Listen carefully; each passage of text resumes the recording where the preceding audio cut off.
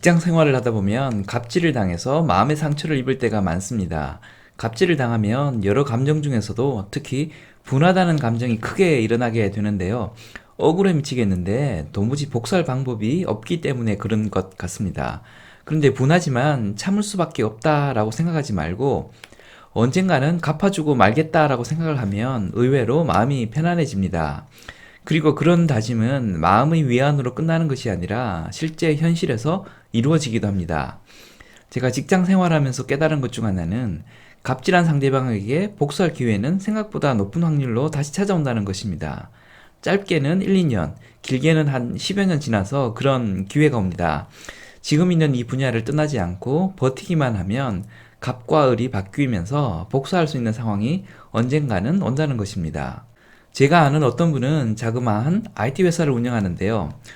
대기업 IT 계열사와 공동 제안 작업을 한 적이 있었다고 합니다.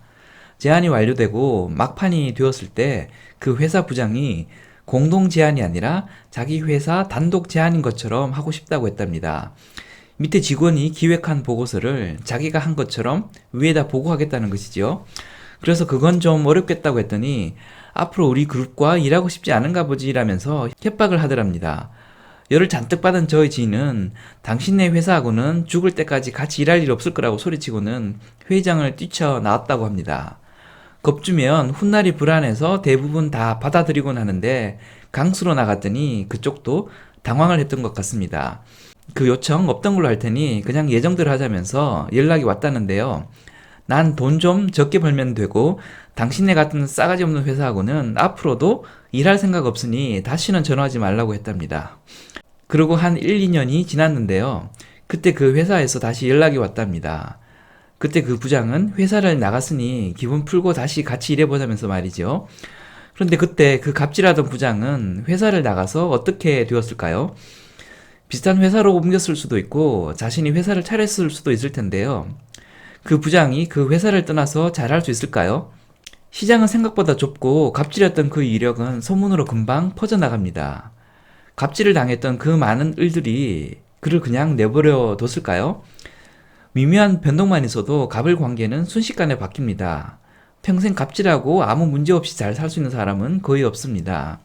돈이 아주 많아 아쉬울 게 없는 사람 정도 말고는 아무도 없습니다. 지금처럼 평균 수명은 길고 정년 퇴임이 빨라지는 시대가 오면 누구든 죽기 전에 갑을 역전 현상을 경험할 수밖에 없습니다. 50 후반에 정년을 맞이하면 은퇴하기에는 너무 이르죠. 그래서 이전보다 더 작은 회사로 옮겨서 경제활동을 계속할 수밖에 없습니다.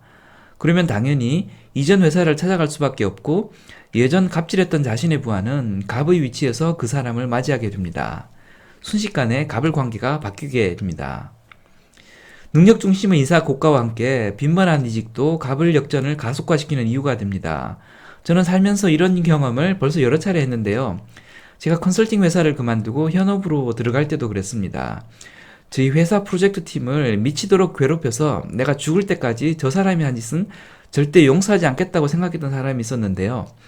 프로젝트가 종료될 무렵에 마침 그 사람이 좌천되면서 파트너 회사로 방출되게 되었고 저는 그때 을생활에 지쳐 현업으로 들어가게 되었습니다.